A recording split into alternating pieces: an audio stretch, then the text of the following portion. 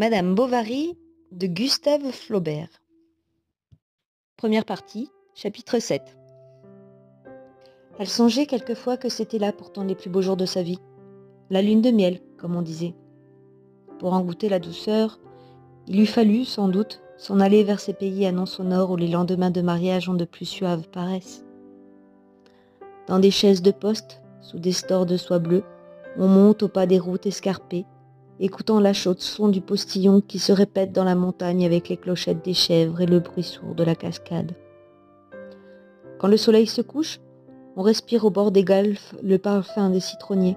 Puis, le soir, sur la terrasse des villas, seul et les doigts confondus, on regarde les étoiles en faisant des projets.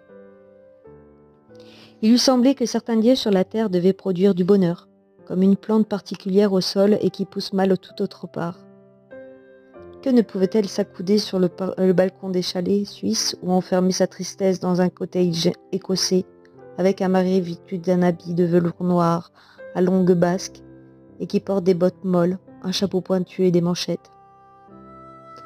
Peut-être aurait-elle souhaité faire à quelqu'un la confidence de toutes ces choses.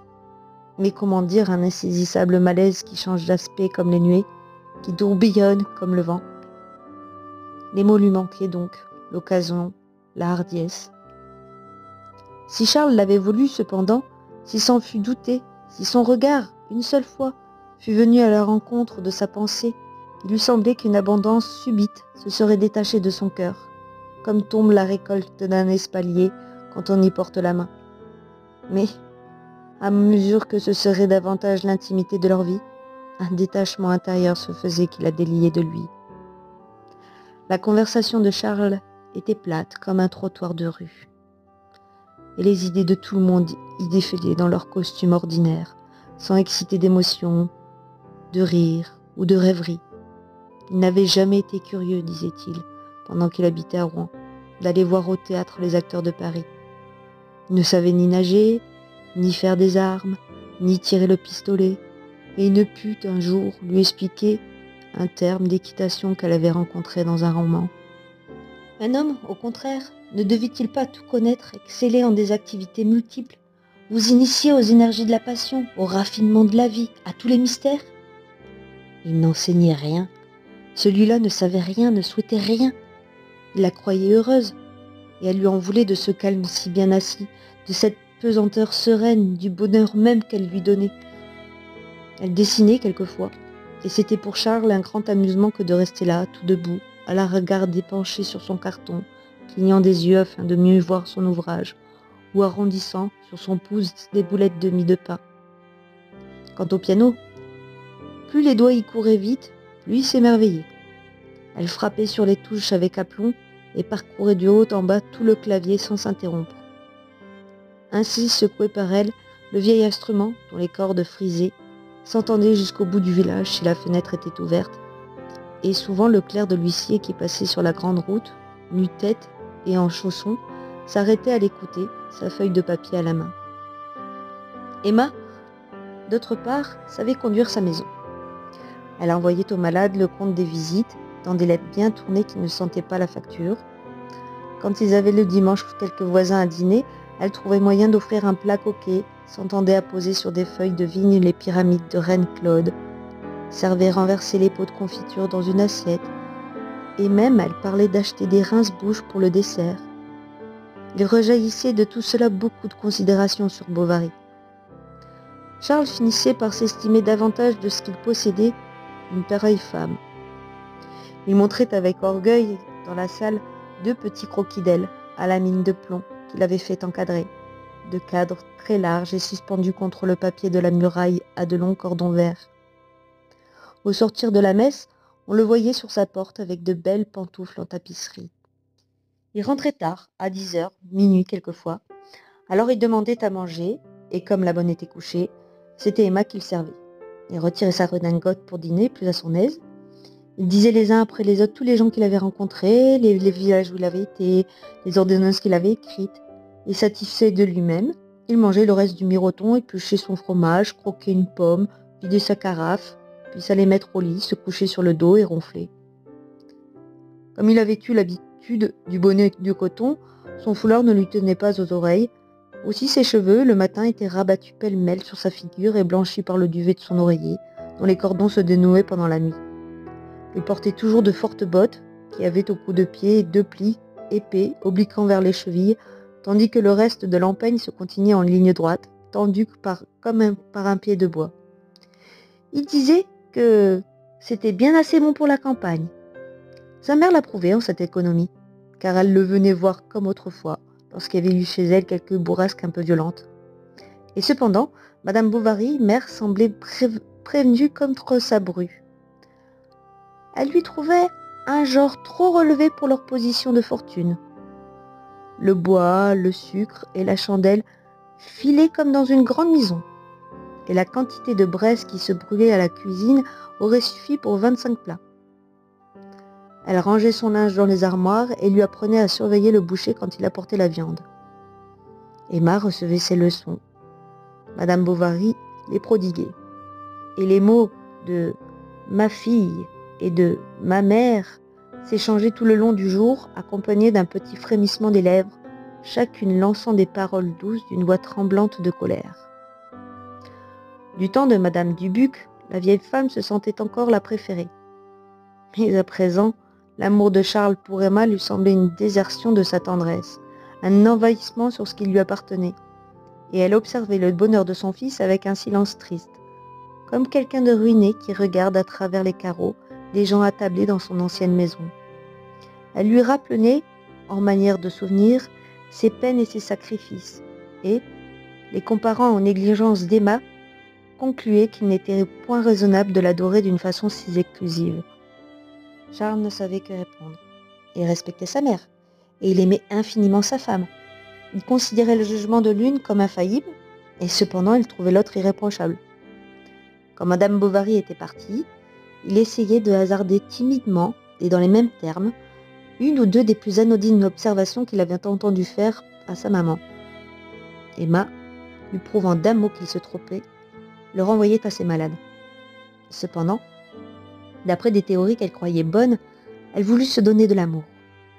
Au clair de lune, dans le jardin, elle récitait tout ce qu'elle savait par cœur de rimes passionnées et lui chantait en soupirant des adagios mélancoliques. Mais elle se trouvait ensuite aussi calme qu'auparavant, et Charles n'en paraissait ni plus amoureux ni plus remué. Quand elle eut ainsi un peu battu le briquet sur son cœur sans en faire jaillir une étincelle, incapable, du reste, de comprendre ce qu'elle n'éprouvait pas comme de croire à tout ce qui ne se manifestait point par des formes convenues, elle se persuada sans peine que la passion de Charles n'avait plus rien d'exorbitant. Ses expansions étaient devenues régulières. Il l'embrassait à de certaines heures. C'était une habitude parmi les autres. Et comme un dessert prévu d'avance, après la monotonie du dîner. Un garde-chasse, guéri par monsieur, d'une fluxion de poitrine, avait donné à madame une petite levrette d'Italie. Elle la prenait pour se promener, car elle sortait quelquefois afin d'être seule un instant et de n'avoir plus sous les yeux l'éternel jardin avec la route poudreuse. Elle allait jusqu'à la hêtraie de Banneville, près du pavillon abandonné qui fait l'angle du mur, du côté des champs. Il y a dans le saut de loup, parmi les herbes, de longs roseaux à feuilles coupantes. Elle commençait par regarder tout alentour, pour voir si rien n'avait changé depuis la dernière fois qu'elle était venue. Elle retrouvait au même en place les digitales et les ravenelles, les bouquets d'orties entourant les gros cailloux, et les plaques de lichen le long des 3 fenêtres, dont les volets toujours clos s'écraignaient de pourriture, sur leurs barres de fer rouillées. Sa pensée, sans but d'abord, vagabondait au hasard comme sa levrette qui faisait des cercles dans la campagne, jappait après les papillons jaunes, donnait la chasse aux musaraignes ou mordillait les coquelicots sur le bord d'une pièce de biais. Puis ses idées peu à peu se fixaient et, assise sur les vaisons, qu'elle fouillait à petits coups avec le bout de son ombrelle, Emma se répétait. « Pourquoi, mon Dieu, me suis-je mariée ?» Elle se demandait s'il n'y aurait pas eu moyen, par d'autres combinaisons du hasard, de rencontrer un autre homme. Et elle cherchait à imaginer quels eussent été ces événements non survenus, cette vie différente, ce mari qu'elle ne connaissait pas. Tous, en effet, ne ressemblaient pas à celui-ci. Il aurait pu être beau, spirituel, distingué, attirant, tel qu'il était sans doute ce qu'avaient épousé ses anciennes camarades du couvent. Que faisait-elle maintenant? À la ville, avec le bruit des rues, le bourdonnement des théâtres et les clartés du bal, elle avait des existences où le cœur se dilate, où les sens s'épanouissent. Mais elle, sa vie était froide comme un grenier dont la lucarne est au nord, et l'ennui araignée silencieuse filait sa toile dans l'ombre à tous les coins de son cœur. Elle se rappelait les jours de distribution de prix, où elle montait sur l'estrade pour aller chercher cette petite couronne.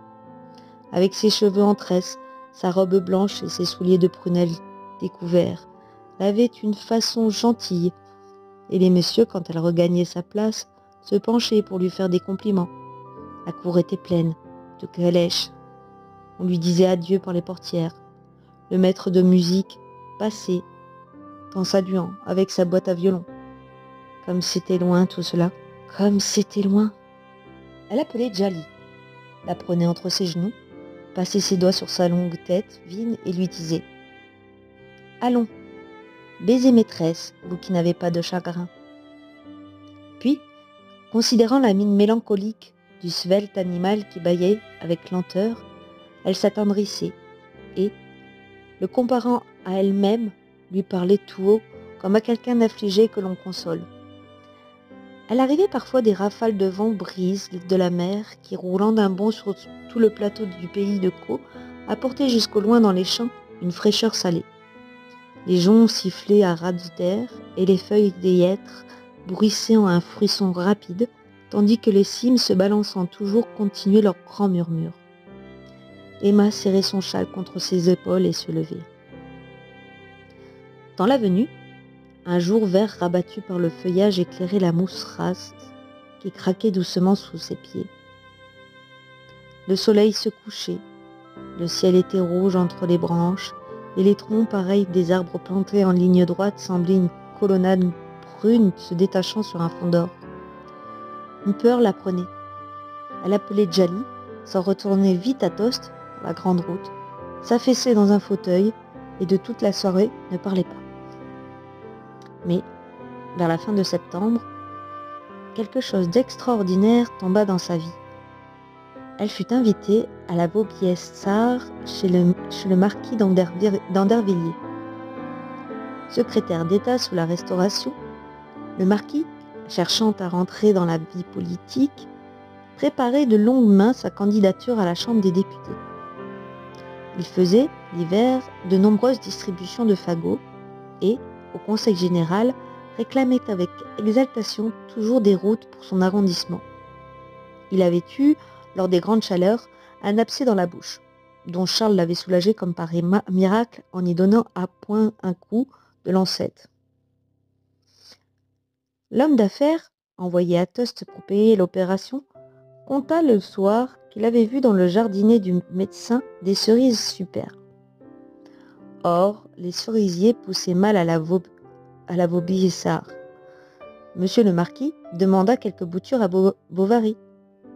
Ce fit un devoir de l'en remercier lui-même, aperçut Emma. Trouva qu'elle avait une jolie taille et qu'elle ne s'alliait point en paysanne. Si bien qu'on n'eût cru pas au château outrepasser les bornes de la condescendance, ni d'autre part commettre une maladresse en invitant le jeune ménage. Un mercredi, à 3 heures, monsieur et madame Bovary, montés dans leur boc, partirent pour le Vaubyessard, avec une grande malle attachée par derrière et une boîte à chapeau qui était posée devant le tablier. Charles avait, de plus, un carton entre les jambes. Ils arrivèrent à la nuit tombante, comme on commençait à allumer des lampions dans le parc afin d'éclairer les voitures.